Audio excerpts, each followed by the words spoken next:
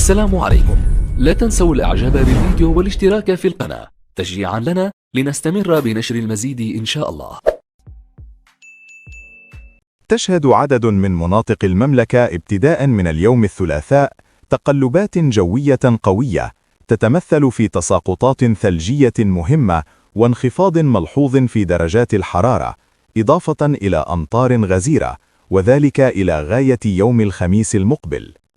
ومن المرتقب أن تهم التساقطات الثلجية المناطق الجبلية التي يفوق علوها 1400 متر، حيث يتوقع أن يتراوح سمك الثلوج ما بين 10 و20 سنتيمترا بعدد من الأقاليم، من بينها إفران، خنيفرة، ميدلت، بولمان، صفرو، جراسيف وتازة.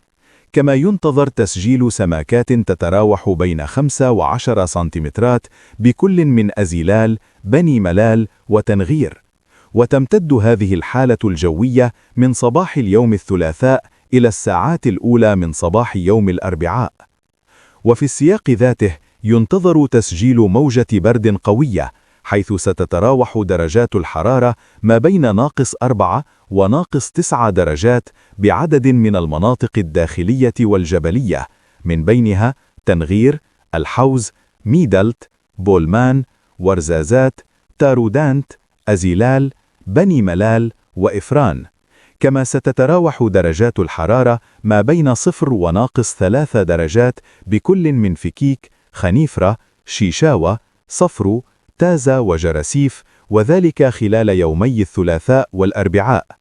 أما بخصوص التساقطات المطرية، فمن المتوقع أن تشهد المناطق الشمالية أمطارا قوية تتراوح كمياتها ما بين 40 و50 ملم، وتشمل العرائش، الحسيمة، تطوان، المضيق، الفنيدق، شفشاون، الفحص أنجرة، طنجة، أصيلة، وزان وتاونات، ابتداء من زوال يوم الأربعاء إلى غاية صباح يوم الخميس.